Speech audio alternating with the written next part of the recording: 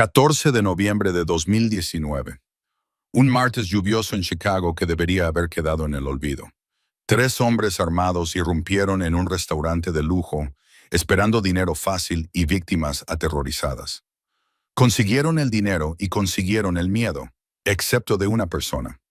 Días más tarde, se filtró un video de las cámaras de seguridad en el que se veía a una camarera de pie a pocos centímetros de una pistola calibre 45 cargada, sirviendo tranquilamente un espresso sin derramar una gota. El mundo la llamó la reina de hielo, pero para Lorenzo Moretti, el hombre más peligroso de la ciudad, que estaba sentado en la mesa del fondo, ella no era una heroína, era un enigma, y él sabía que ese tipo de calma no provenía de la valentía, provenía de un pasado oscuro y sangriento. Esta es la historia de cómo el silencio de una camarera desencadenó una guerra. El incidente ocurrió en el Gilded Fork, un restaurante italiano de fusión semi-exclusivo en las afueras del distrito River North de Chicago. Era el tipo de lugar donde los políticos se daban la mano con los líderes sindicales y donde la tenue iluminación siempre era suficiente para ocultar una conciencia culpable.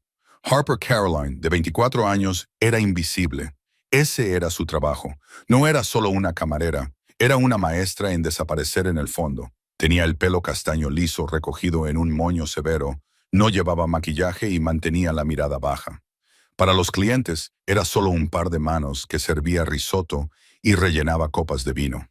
Para el gerente, era una empleada fiable que nunca faltaba por enfermedad y aceptaba propinas en efectivo.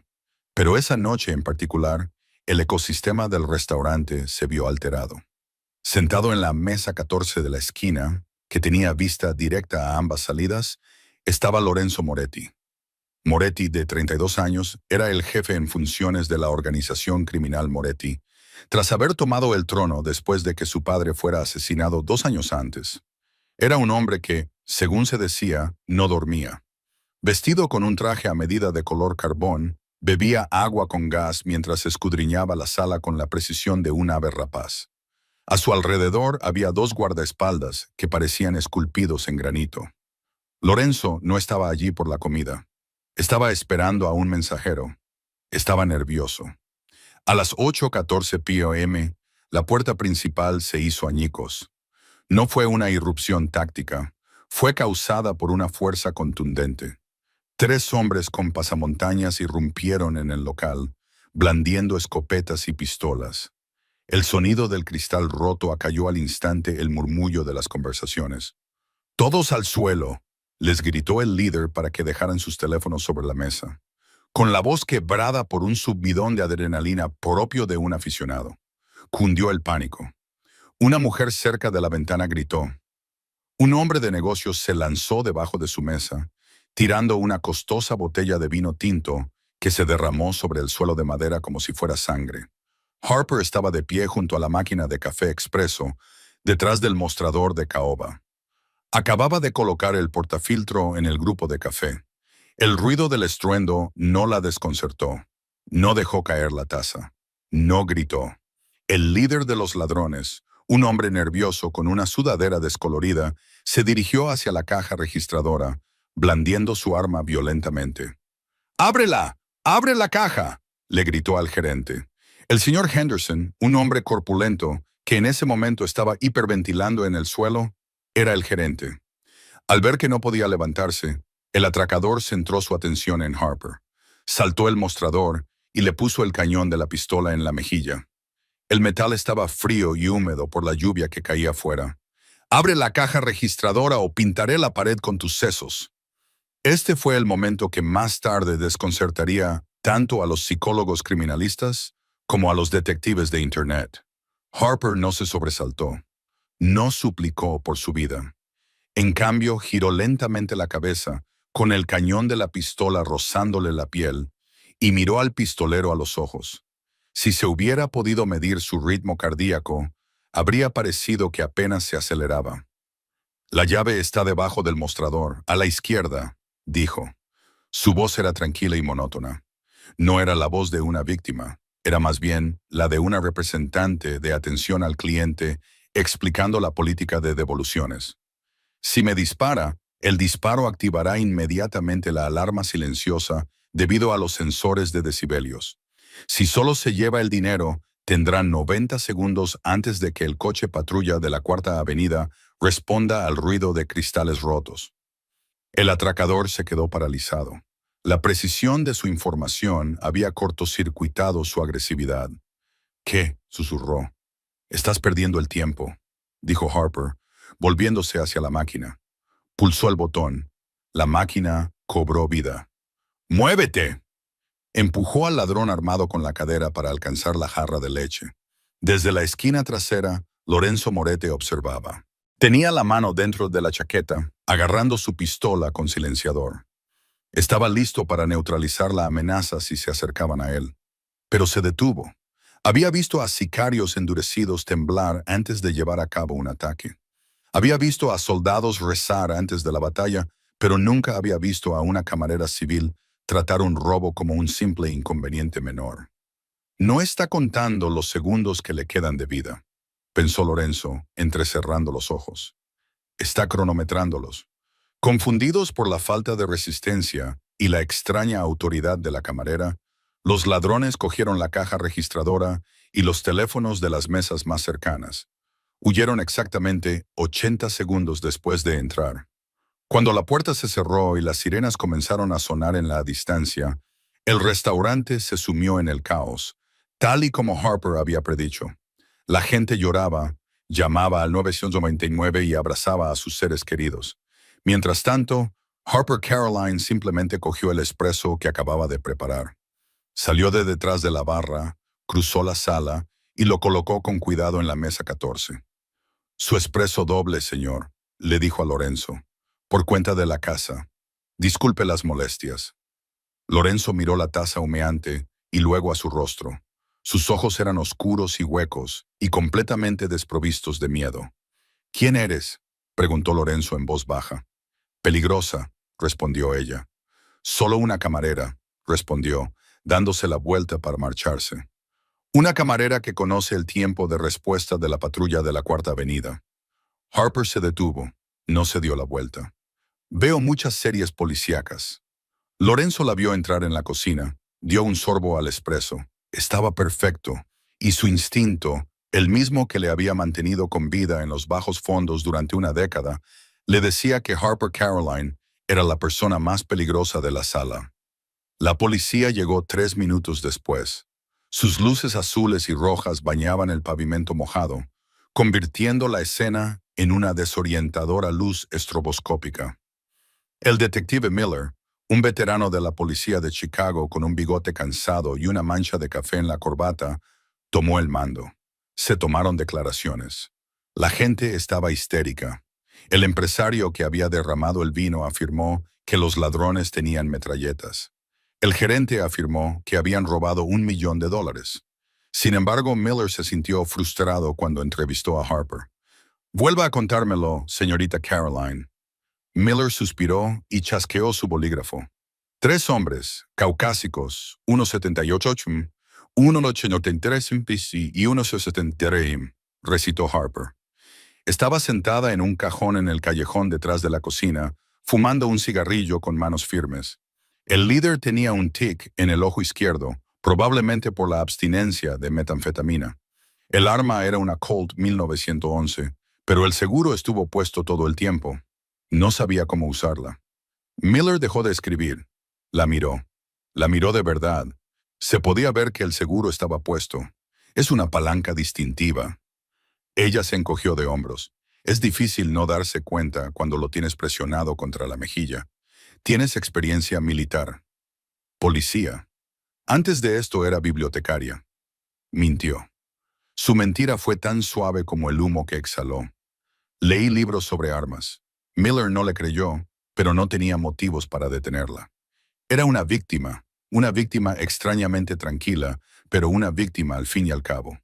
Dentro del restaurante, Lorenzo Moretti también era una víctima.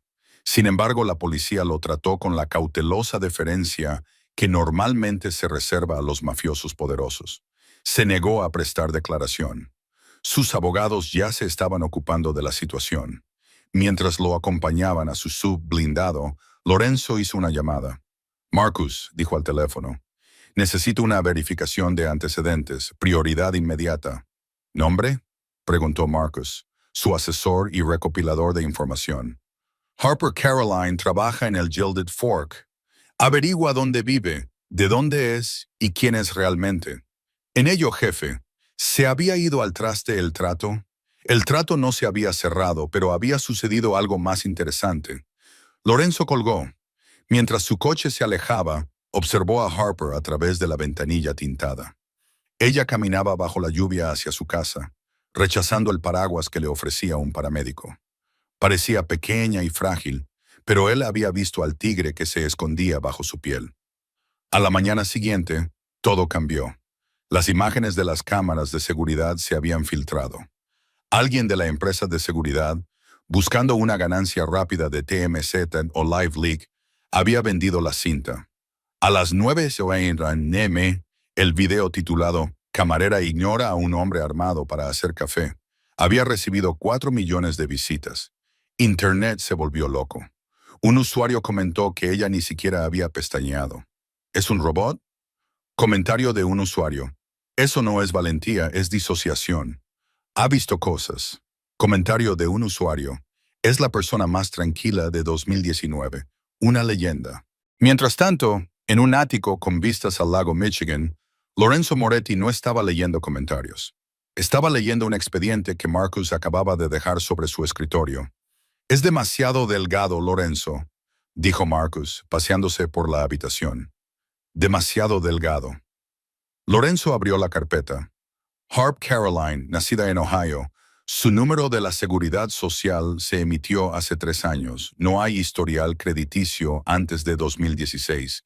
No hay fotos del anuario del instituto ni información familiar.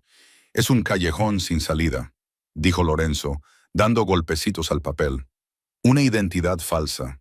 Una buena, pero que no resistiría un escrutinio. Si es una agente federal, es la mejor actriz que he visto nunca, señaló Marcus.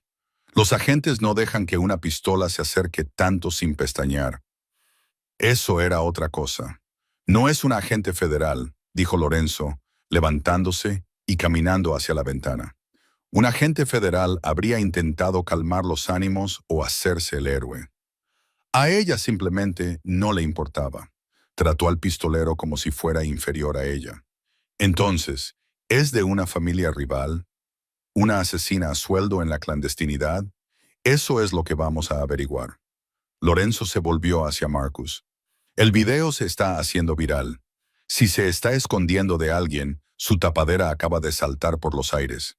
Quien quiera que sea de quien huye, verá su rostro en las noticias al mediodía. Es un cabo suelto, advirtió Marcus. No, le corrigió Lorenzo, esbozando una pequeña y fría sonrisa. Es un activo. Tráemela. Mientras tanto, en un destartalado apartamento estudio al sur de Chicago, Harper estaba haciendo las maletas. No lo hacía presa del pánico, lo hacía de forma eficiente. Tenía una bolsa con dinero en efectivo, 3 pasaportes, una Glock 26 que había estado pegada con cinta adhesiva debajo del fregadero y ropa para cambiarse. Había visto las noticias. Su rostro estaba en todas partes. Harper Caroline estaba acabada. Estúpida, se susurró a sí misma, enfundando el arma en la parte baja de la espalda. Te volviste arrogante. Deberías haber gritado. Había pasado 3 años construyendo esta vida. 3 años de silencio. 3 años fregando retretes y sirviendo pasta para olvidar la sangre que manchaba sus manos.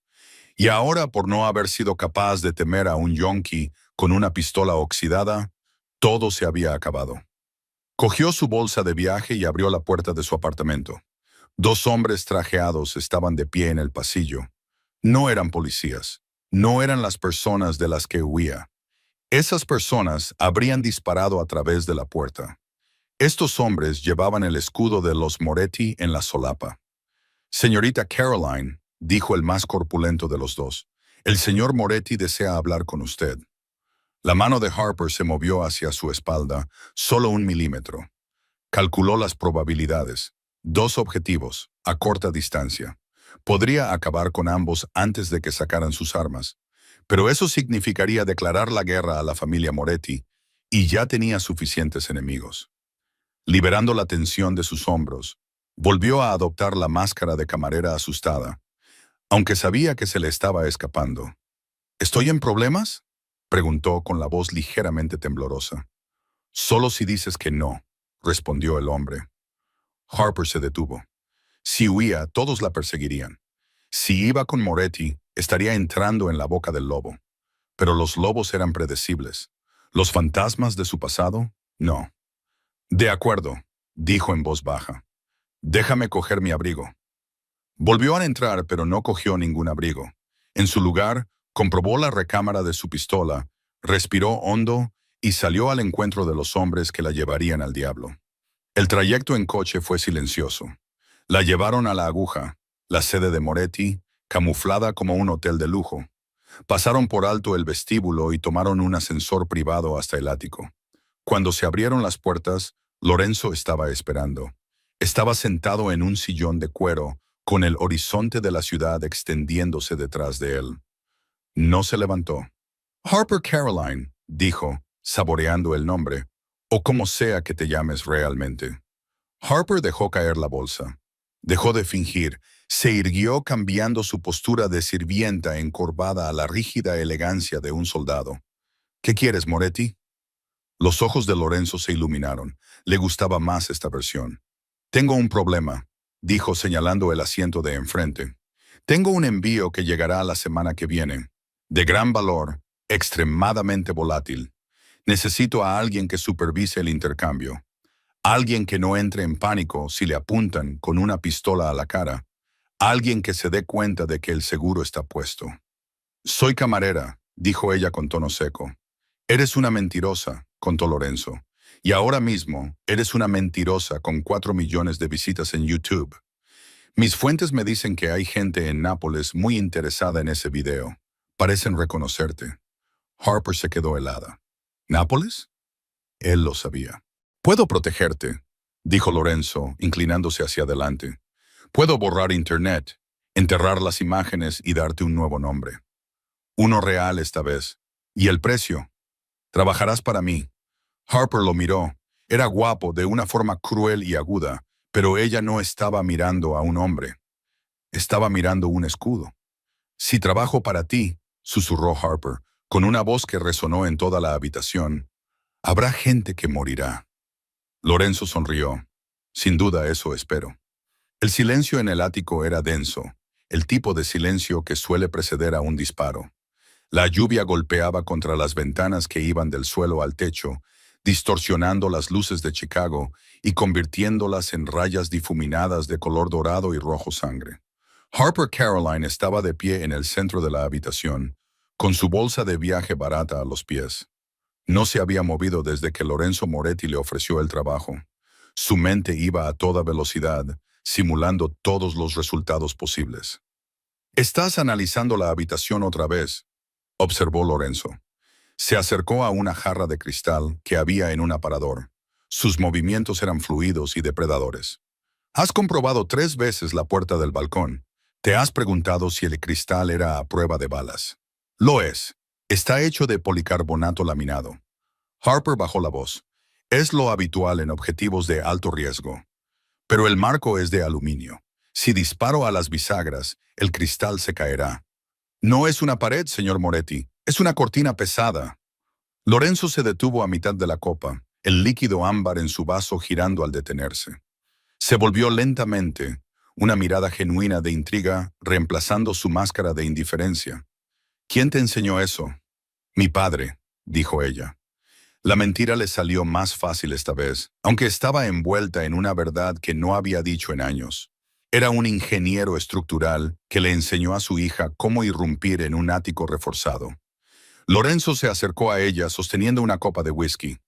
«Bebe. Parece que estás a punto de salir vibrando de tu piel». Harper tomó la copa, pero no bebió.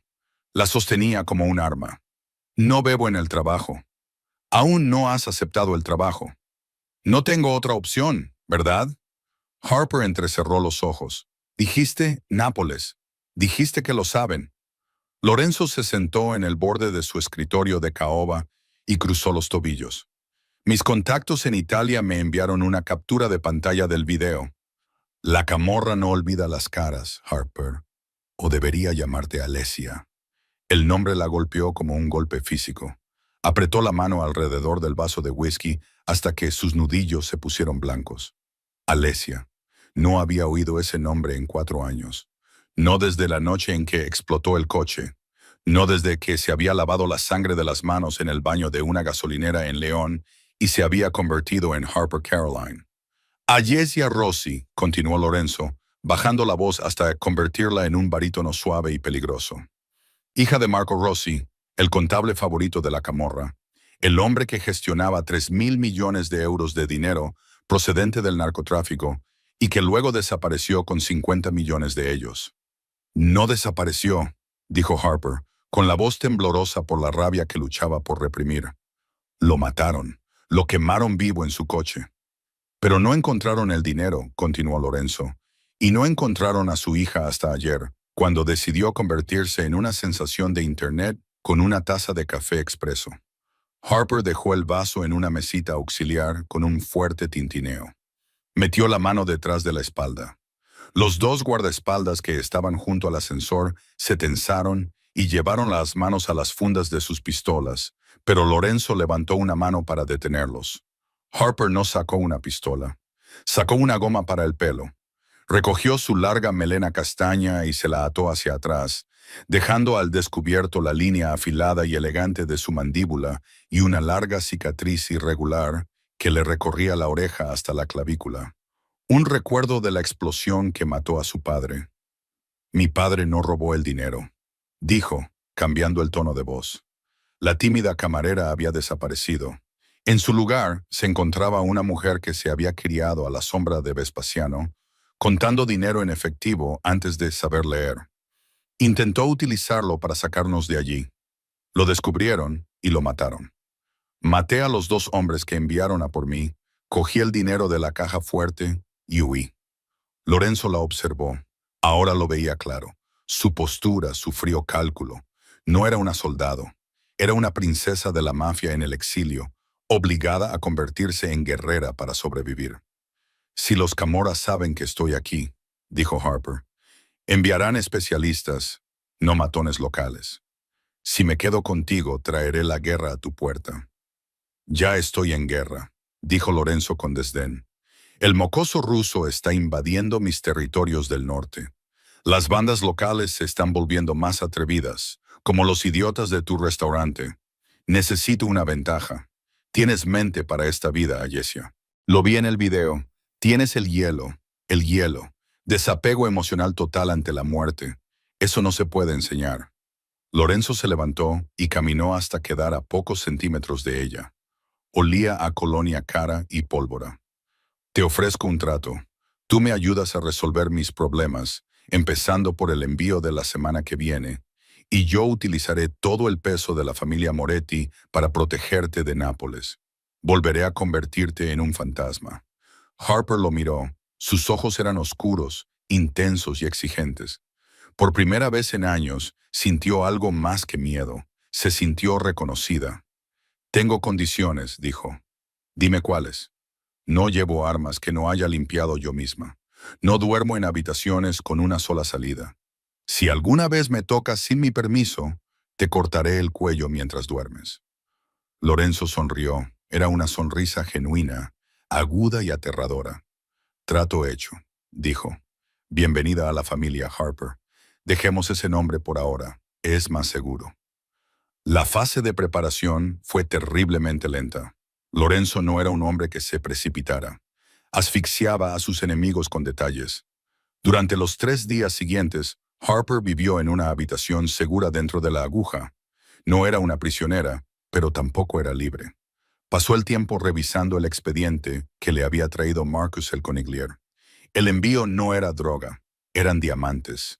Eran diamantes sin tallar, libres de conflictos, procedentes de un intermediario de Sierra Leona, destinados a ser blanqueados a través de las joyerías de Moretti. El intercambio estaba previsto para el viernes por la noche en la Terminal 4 del puerto de Chicago. Harper se sentó a una gran mesa de cristal, rodeada de planos de la terminal de envíos. Marcus se quedó de pie cerca, observándola con escepticismo. La ubicación es mala, murmuró Harper, trazando una línea en el plano con un rotulador rojo. Es lo habitual, argumentó Marcus. Controlamos a los trabajadores sindicalizados de la Terminal 4. Es seguro. Es un embudo, dijo Harper, sin levantar la vista. Fíjate en las pilas de contenedores. Crean un único carril de acceso para los vehículos. Si el vendedor quiere tenderte una emboscada, solo tiene que bloquear esta intersección con una grúa y quedarás atrapado en una trampa mortal. ¿Quién eligió el lugar? El intermediario. Solomon Vane. Harper dejó de escribir. Miró a Marcus. Solomon Vane no es un intermediario. Es un mercenario. Mi padre lo contrató una vez para transportar algo en Marles. Vende al mejor postor. Si él eligió el lugar, te está traicionando. Marcus frunció el ceño. Llevamos 5 años haciendo negocios con él. Las cosas cambian, dijo Harper con frialdad. Comprueba sus cuentas. Busca un depósito de la familia Bulov en las últimas 48 horas. Marcus dudó y luego sacó su tableta. La tecleó furiosamente durante unos minutos. Su rostro palideció. Hay una transferencia offshore, susurró. Islas Caimán, $2 millones. Se liquidó ayer. La sala quedó en silencio. Harper se recostó en su asiento y hizo girar el rotulador entre sus dedos. Llevaba solo 48 horas en nómina, pero ya le había salvado la vida a Lorenzo. 10 minutos más tarde, Lorenzo entró en la sala, tras haber sido informado por un Marcus aterrorizado. Miró a Harper de otra manera. Ya no había solo curiosidad en su mirada, había respeto. Tenías razón, dijo Lorenzo. Vine nos ha tendido una trampa. Los rusos nos esperan en la Terminal 4. Entonces lo cancelamos, sugirió Marcus. No, dijo Lorenzo con voz firme. No lo cancelamos. No podemos mostrar debilidad. Si no aparecemos, Bulov pensará que tenemos miedo. Iremos. Eso es un suicidio, dijo Marcus. No si cambiamos el tablero, respondió Lorenzo. Lorenzo se volvió hacia Harper. Tú descubriste la trampa. Ahora, ¿cómo se la tendemos? Harper se levantó y se acercó al plano. Sintió una extraña oleada de adrenalina. La planificación, la estrategia y la danza de la muerte corrían por sus venas. Había intentado ahogarlas en café y decoraciones de mesa, pero formaban parte de su ADN. No entraremos por la puerta principal, dijo Harper, trazando un camino con el dedo a lo largo del agua. Llegaremos en barco, en pequeñas y silenciosas Zodiacs. Introduciré un equipo en lo alto de las grúas antes de la hora de la reunión. Cuando Vane y los rusos activen su trampa, les lloverá fuego desde arriba. Convertiremos su zona de ataque en la nuestra. Lorenzo la observaba hipnotizado. Era hermosa, sí, pero en ese momento, mientras discutían sobre fuego cruzado y puntos de entrada, era magnífica. ¿Y yo?, preguntó Lorenzo. ¿Dónde estoy yo? Tú eres el cebo, respondió Harper, mirándolo a los ojos. Entras directamente en el centro. Si no estás allí, no se rebelarán. Tienes que confiar en mí. Confío en ti, respondió Lorenzo. El peso de sus palabras flotaba en el aire. El viernes por la noche, el puerto de Chicago era un cementerio de metal oxidado y salitre. La niebla llegaba del lago Michigan, espesa y fría, ocultando las imponentes pilas de contenedores de transporte. Harper vestía el equipo táctico que había tomado del arsenal de Moretti, pantalones cargo negros, un chaleco ajustado de Kevlar y un auricular de comunicación. No estaba en el barco, estaba en tierra, disfrazada como uno de los guardaespaldas de Lorenzo. Llevaba el pelo recogido bajo un gorro y el rostro oculto por un cuello alto. Había insistido en estar cerca del principal, cerca de Lorenzo. Lorenzo estaba de pie en un espacio abierto entre 2 filas de contenedores. Llevaba un abrigo largo de lana y tenía las manos a la vista. Detrás de él, 2 coches esperaban con el motor en marcha. Delante de él, Solomon Vane esperaba con un maletín en la mano. Lorenzo, sonrió Vane mostrando sus dientes amarillos bajo la tenue luz de los focos. Eres puntual. Me gusta hacer los negocios, dijo Lorenzo con calma. ¿Tienes las piedras? Por supuesto, dijo Harper, escudriñando el perímetro. No prestaba atención a lo que se decía. Observaba las sombras. Observaba la parte superior de los contenedores donde había colocado a los francotiradores de Moretti. Vigila tus espaldas, susurró al micrófono de su solapa. Lado este, tercer contenedor. Reflejo. Lorenzo no se inmutó, pero cambió el peso de su cuerpo. De repente, los focos se apagaron. La oscuridad se apoderó del puerto. Entonces Harper gritó.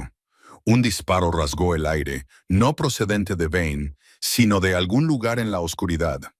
Una bala rebotó en el asfalto, a pocos centímetros del pie de Lorenzo. ¡Emboscada!, gritó Vane, lanzándose a cubrirse, claramente como parte de la actuación. Los focos del lado ruso se encendieron, cegando al equipo de guerra de Lorenzo. Hombres con rifles automáticos salieron en tropel de detrás de los contenedores del lado norte. Se avecinaba una masacre. Pero Harper había previsto las luces. «Córtalas», ordenó por el intercomunicador. Su francotirador en la grúa disparó instantáneamente a los focos rusos. El patio volvió a sumirse en la oscuridad. «¡Ataquen!», rugió Lorenzo desenfundando su arma. Se desató el caos. Los hombres de Moretti, que llevaban gafas de visión nocturna por insistencia de Harper, abrieron fuego. Los rusos, cegados y confundidos, disparaban a las sombras. Harper se movió. No huyó. Corrió hacia Lorenzo. Él estaba atrapado detrás de una carretilla elevadora, devolviendo el fuego. «Tenemos que movernos», gritó por encima del fuego, agarrándole del brazo. «Tienen un artillero pesado en la cresta». «¿Cómo lo sabes?» «Puedo oír la cinta de munición». Lo arrastró hacia abajo y se movió a través del laberinto de metal con un conocimiento instintivo del terreno que había memorizado a partir de los planos. Las balas destrozaron el suelo donde habían estado segundos antes. Llegaron a un hueco entre dos contenedores. Harper empujó a Lorenzo al estrecho espacio y apretó su cuerpo contra el de él para protegerlo. Se quedaron pecho contra pecho, respirando con dificultad, con el sonido de la guerra rugiendo a pocos centímetros de distancia. Por segunda vez, ella se detuvo. Lorenzo la miró. Tenía los ojos muy abiertos y alertas, escudriñando la oscuridad por encima del hombro de él. Estaba feroz. «Eres buena», susurró él, con la voz ronca por la adrenalina. «Ahórrate los cumplidos», espetó ella, comprobando el cargador de su pistola. «Aún no estamos fuera de peligro. Vane está escapando. Tiene los diamantes y tu dinero». «Déjalo ir, hemos sobrevivido». «No», dijo Harper. «No dejamos escapar a los traidores. Mi padre me enseñó eso». Se separó de él y corrió hacia la orilla, donde Vane se apresuraba hacia una lancha que lo esperaba. «¡Harper! ¡No!», gritó Lorenzo. Ella lo ignoró. Se arrodilló sobre el cemento mojado, apuntó con su pistola y respiró hondo. La lancha estaba a 50 metros, balanceándose en el agua agitada. Vane estaba desatando la cuerda. Ella no apuntó hacia él.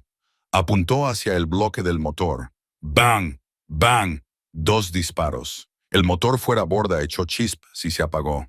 Vane gritó frustrado mientras tiraba inútilmente de la cuerda de arranque. Harper se puso de pie con la pistola humeante a su lado.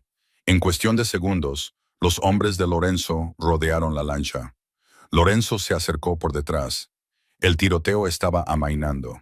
Los rusos se estaban retirando o estaban muertos. Miró el barco averiado y luego a Harper.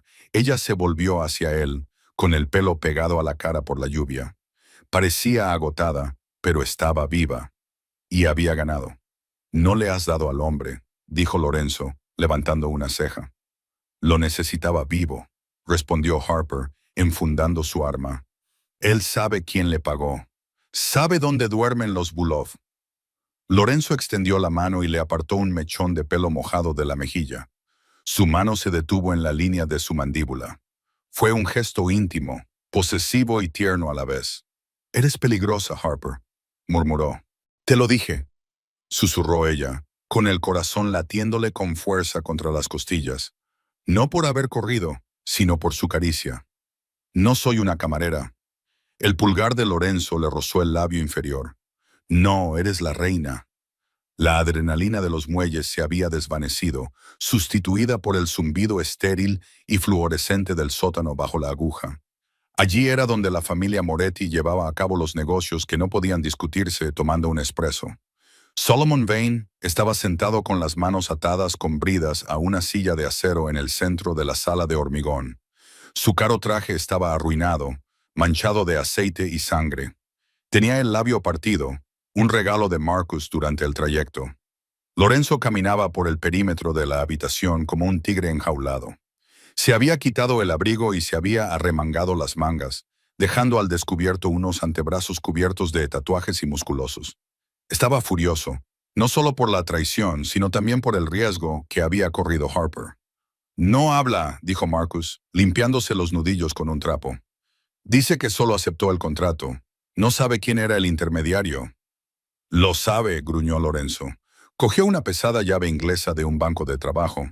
Solo cree que su silencio vale más que sus rodillas. Para, dijo Harper. Ella estaba apoyada contra la pesada puerta metálica, todavía con su equipo táctico y con hollín manchándole la cara. Se apartó de la pared y entró en el círculo de luz. Vas a quebrarlo, dijo Harper con calma. Y si lo quebras, no podrá verificar las transferencias bancarias. No me importan las transferencias bancarias, espetó Lorenzo. Quiero el nombre del contacto ruso. No fueron los rusos, dijo Harper. Se acercó a Vane y se detuvo a pocos centímetros de su rostro. No gritó, no lo amenazó. Solo lo miró fijamente con esa aterradora mirada vacía. Era la misma mirada que tenía la camarera cuando servía café mientras le apuntaban con una pistola. Solomon, dijo en voz baja, miras el reloj cada 30 segundos. No estás esperando a un equipo de rescate. Estás esperando a que se haga efectiva una transferencia bancaria. Vane parpadeó. Una gota de sudor le resbaló por la sien. No sé de qué estás hablando. Te pagaron la mitad por adelantado, dijo Harper con voz monótona. La otra mitad se liberará cuando se confirme la muerte de Lorenzo. Por eso estás aguantando. ¿Crees que si das largas el tiempo suficiente, se filtrará la noticia de que ha habido un tiroteo? El cliente dará por hecho que Lorenzo está muerto y el dinero se transferirá a tu cuenta en el extranjero. Entonces hablarás. Vane abrió mucho los ojos. Ella había analizado toda su motivación en cuestión de segundos. Harper se inclinó hacia él y bajó la voz hasta convertirla en un susurro. Pero he visto las noticias, Solomon. Nosotros controlamos la información. La noticia que está dando ahora mismo el Canal 5 no es sobre un asesinato mafioso. Es sobre una explosión causada por una fuga de gas en los muelles. No se han encontrado cadáveres. Tu cliente cree que has fracasado. No te van a pagar. Vane se desplomó en la silla, sin fuerzas para seguir luchando. La lógica lo había destruido más rápido de lo que jamás podría haberlo hecho una llave inglesa. No fue Bulov, susurró Vane. ¿Quién? Lorenzo se colocó en la sombra que se proyectaba sobre el prisionero. Fue un hombre de Zurich, graznó Vane. No dio ningún nombre, pero verificó los fondos utilizando un antiguo código de la camorra. Pidió específicamente a esta mujer. Dijo que Moretti debía ser asesinado, pero que la chica debía ser capturada viva. Harper se quedó rígida. Capturar a la chica viva. Zurich, susurró, palideciendo. Lorenzo vio el cambio en ella. Hizo una señal a Marcus. Sácalo de aquí, enciérralo en la celda de detención. Mientras Marcus se llevaba al corredor de bolsa, que sollozaba, Lorenzo se volvió hacia Harper. La habitación se quedó en silencio de repente. ¿Qué hay en Zurich, Harper? Ella se abrazó a sí misma en un gesto protector que él no había visto antes. Las cuentas de respaldo de mi padre. Las que él juraba que estaban vacías. ¿Crees que está vivo?, preguntó Lorenzo, acercándose. Vi el cuerpo, murmuró ella con voz temblorosa. Estaba quemado hasta quedar irreconocible, pero era su coche y su reloj. Yo lo enterré. Si está muerto, dijo Lorenzo, extendiendo la mano para tomar sus manos temblorosas. Entonces alguien más tiene sus códigos.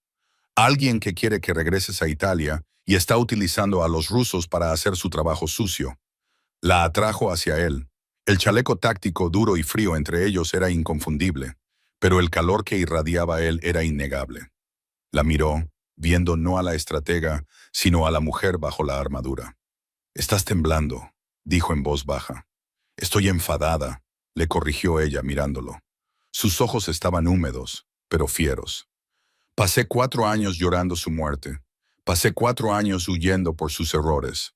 Si alguien está utilizando su memoria para perseguirme, entonces le pondremos fin». Lorenzo terminó, levantó una mano y pasó el pulgar por la mancha de hollín de su mejilla, borrándola. Su tacto fue eléctrico. Harper contuvo el aliento. Por un momento, en aquel sótano lúgubre, la pared dejó de existir. Solo existía la fuerza de la gravedad entre ellos. «Necesitas descansar», dijo Lorenzo con voz ronca. «Mañana es el baile benéfico del alcalde». Harper se apartó, sintiéndose un poco confundida. «Vamos a ir a una fiesta. Vamos a hacer una declaración», dijo Lorenzo, endureciendo la mirada. «La ciudad cree que nos golpearon en los muelles. Los rusos creen que somos débiles. Vamos a entrar en el evento más importante del año, al frente y en el centro. Quiero que nos vean. Quiero que te vean a ti. Pero yo solo soy la ayuda». «Ya no», dijo Lorenzo. «Mañana por la noche no serás el guardaespaldas, serás la cita». El gran salón de baile del Hotel Palmer House estaba lleno de smoking y vestidos de diseño. Un cuarteto de cuerda tocaba Mozart. Su música flotaba por encima del sordo murmullo de los cotilleos y el tintineo de las copas de champán. Todos los personajes importantes de Chicago estaban allí. Políticos, jueces, líderes sindicales y los gánsteres que los controlaban. En lo alto de la escalera de mármol apareció Lorenzo Moretti. Llevaba un smoking azul medianoche que le quedaba como una segunda piel. Tenía todo el aspecto del rey de Chicago. Sin embargo, la sala no se quedó en silencio por él. Era la mujer que le acompañaba la que acaparaba la atención. Harper Caroline llevaba un vestido de seda carmesí, un llamativo toque de color en un mar de blanco y negro. El vestido era escotado por la espalda, dejando al descubierto la tenue y irregular cicatriz de su omóplato, una elección deliberada. No llevaba joyas ni diamantes. Llevaba el pelo suelto, cayendo en ondas. Parecía peligrosa, parecía regia. «Respira», le susurró Lorenzo mientras bajaban las escaleras. «Todos los ojos están puestos en ti». «Lo sé», murmuró Harper, esbozando una sonrisa forzada. «Estoy contando las salidas. 4 puertas principales, 2 ascensores de servicio detrás de la barra. Es probable que haya francotiradores en el entresuelo. Deja de trabajar». Lorenzo le apretó la mano contra su brazo. «Solo quédate conmigo 5 minutos». Se abrieron paso entre la multitud como tiburones en un arrecife. La gente se apartaba para dejarlos pasar. Lorenzo la presentó simplemente como Harper, sin dar ninguna explicación sobre quién era ni por qué el soltero más codiciado de la ciudad había llevado a una camarera al evento de la temporada. Pero los susurros lo seguían. ¿Es esa la chica del video? La reina de hielo. Llegaron al centro de la pista de baile cuando la música se convirtió en un vals. Lorenzo la atrajo hacia él, con la mano firmemente apoyada en la parte baja de su espalda. «No sé bailar», dijo Harper con rigidez cuando él comenzó a guiarla. «Haces todo lo demás a la perfección», respondió Lorenzo, mirándola a los ojos. «Sospecho que también serás perfecta en esto». Tenía razón. Su cuerpo recordaba las lecciones de su juventud, las clases de etiqueta que su padre había pagado con dinero manchado de sangre. Se movía con gracia, su vestido rojo revoloteando alrededor de las piernas oscuras de él. «Estás preciosa, Ayesia», le susurró, utilizando su verdadero nombre en público por primera vez, aunque solo ella pudiera oírlo. «No me llames así», le advirtió ella, apretando con fuerza el hombro de él. «Ayesia está muerta. Para mí no». Por un momento, el mundo se redujo a solo ellos dos. Lorenzo la hizo girar, y por primera vez en años, Harper se sintió segura. Se sintió vista. De repente, se dio cuenta con una oleada de pánico de que se estaba enamorando del monstruo que le había contratado. Entonces la música se detuvo, no porque la canción hubiera terminado, sino porque las puertas del salón de baile se abrieron de golpe con un fuerte estruendo. Las conversaciones se acallaron al instante. En la puerta no había ni una patrulla de policía ni un equipo de sicarios rusos. Solo había un hombre. Era alto y llevaba un llamativo traje blanco. Tenía el pelo negro peinado hacia atrás y un rostro atractivo, de rasgos crueles y afilados. Estaba flanqueado por 4 hombres que no parecían los típicos matones de Chicago. Parecían estatuas romanas con auriculares. Harper se quedó paralizada en los brazos de Lorenzo. Se le heló la sangre. «¿Quién es ese?», preguntó Lorenzo al sentir que ella se tensaba. «Dante», susurró Harper con una voz apenas audible. «Dante Romano, la Camorra, mi prometido», susurró. «El hombre con el que se suponía que me casaría la semana en que morí». Dante Romano entró en la sala con la arrogancia de un hombre que era dueño del aire que respiraba la gente. Ignoró los suspiros, ignoró a los guardias de seguridad. Caminó directamente hacia el centro de la pista de baile con la mirada fija en Harper. Lorenzo se colocó delante de Harper, protegiéndola. Metió la mano dentro de la chaqueta, buscando la empuñadura de su pistola. «Estás muy lejos de Nápoles, amigo», dijo, con una voz que resonó en la silenciosa sala.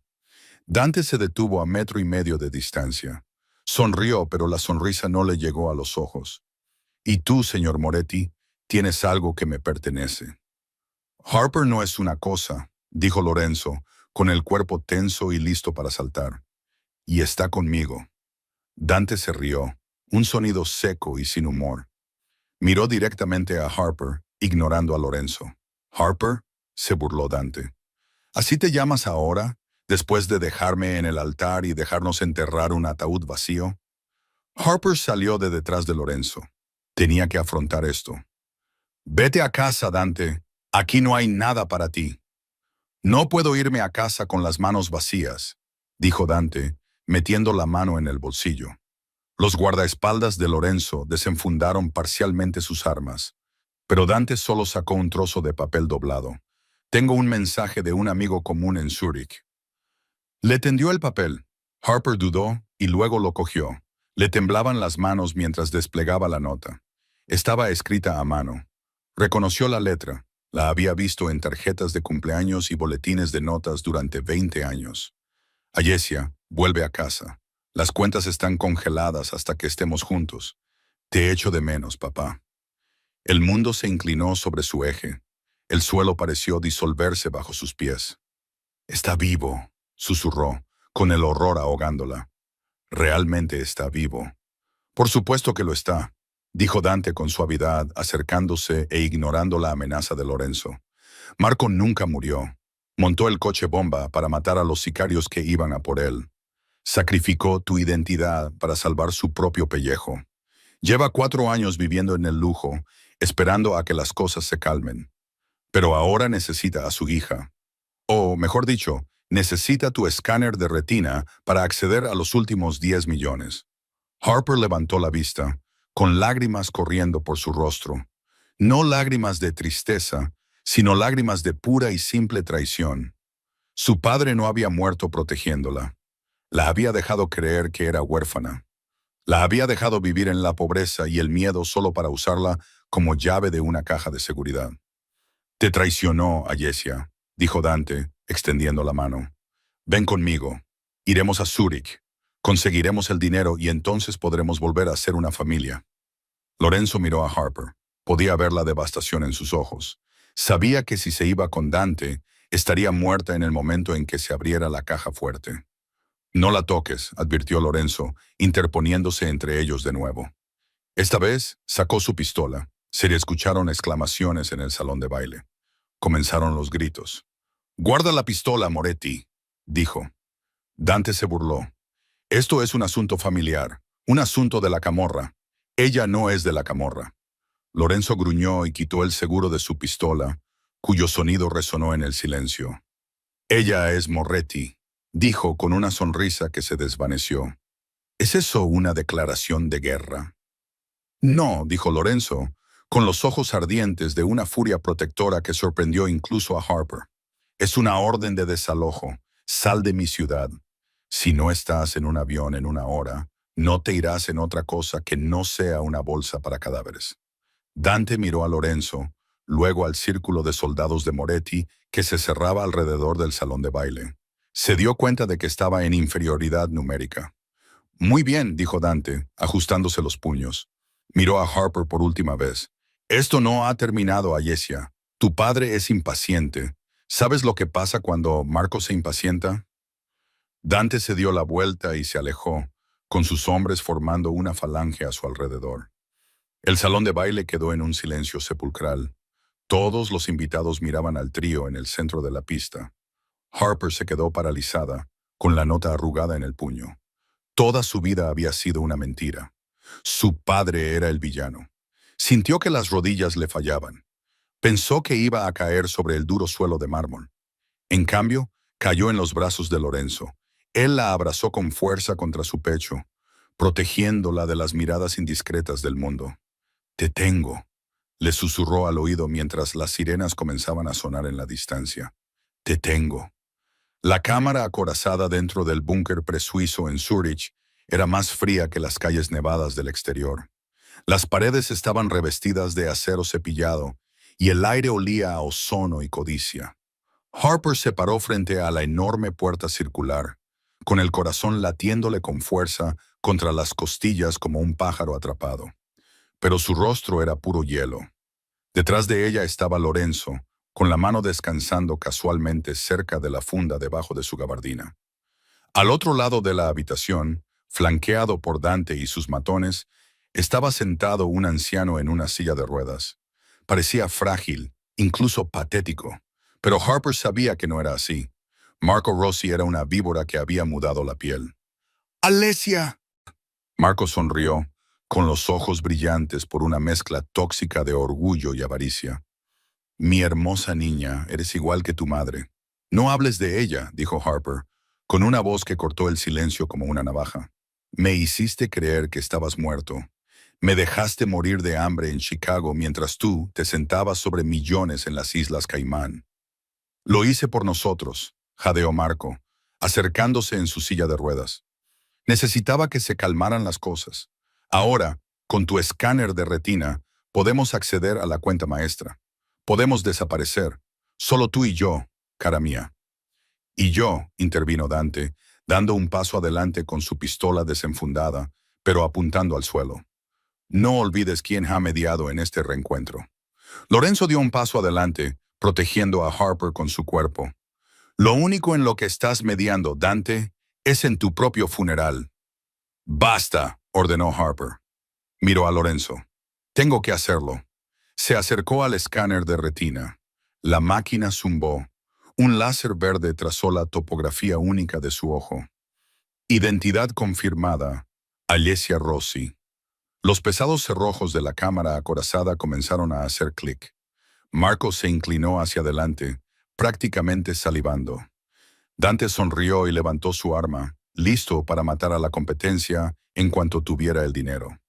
«Accediendo a los fondos», anunció la voz automatizada. «Transferencia iniciada». «Sí», siseó Marco. «Transferencia a la cuenta de las Islas Caimán». «Negativo», respondió la voz. «Fondos transferidos al Fondo Internacional para Orfanatos Charitus, División Nápoles. Saldo, 0». El silencio que siguió fue ensordecedor. «¿Qué has hecho?», susurró Marco, con el rostro amoratado. «He cambiado el número de ruta», dijo Harper, volviéndose hacia ellos. «Querías mis ojos, papá. Los tienes, pero no tendrás el dinero. Se lo robaste al pueblo de Nápoles. Yo solo se lo he devuelto». «¡Estúpido Dante!», gritó, levantando su pistola. Nunca terminó el movimiento. «Crack, crack». Lorenzo se movió más rápido de lo esperado. 2 disparos de su pistola con silenciador alcanzaron a Dante en el pecho. El jefe rival se desplomó sobre la costosa alfombra suiza, muerto antes de tocar el suelo. Los guardaespaldas de Marco levantaron sus armas, pero la habitación se llenó de repente de puntos rojos láser. «El equipo de Lorenzo ha traspasado el perímetro hace unos minutos». «Se acabó, Marco», dijo Lorenzo, enfundando su arma. Ni siquiera miró el cadáver de Dante. «La policía llegará en 5 minutos. Te sugiero que empieces a ensayar tu acuerdo con la fiscalía». Harper miró a su padre por última vez. Estaba llorando, no por la pérdida de su hija, sino por la pérdida de su fortuna. Sintió que se rompía el último vínculo con su pasado. Era libre. Pasó junto a él hacia la puerta abierta, donde la nevada tarde de Zúrich la esperaba. Lorenzo se puso a su lado. Afuera, el aire era fresco y limpio. La adrenalina comenzó a desvanecerse, dejando a Harper temblando. Lorenzo se detuvo y la atrajo hacia él, envolviéndola con su pesado abrigo. «Has regalado 50 millones de dólares», murmuró, mirándola con admiración. «Era dinero manchado de sangre», susurró Harper, enterrando el rostro en su pecho. «No lo quería. Solo quiero una vida. Una vida de verdad». Lorenzo le levantó la barbilla y le acarició los labios con el pulgar. «Tú la tienes conmigo». Se acabó el esconderse, Harper. Se acabó la reina de hielo. Solo la reina. La besó. Entonces, en medio de la nieve que caía, llegó una promesa ardiente de protección y pasión. La camarera que una vez había pasado a un segundo plano había desaparecido. En su lugar se encontraba una mujer que había puesto de rodillas a reyes y estaba lista para gobernar el imperio que había ganado. Así, la leyenda de la reina de hielo no se consolidó con un video viral, sino con el imperio que había construido en secreto. Harper Caroline no solo sobrevivió al robo en Chicago aquella noche, lo utilizó para reclamar su destino.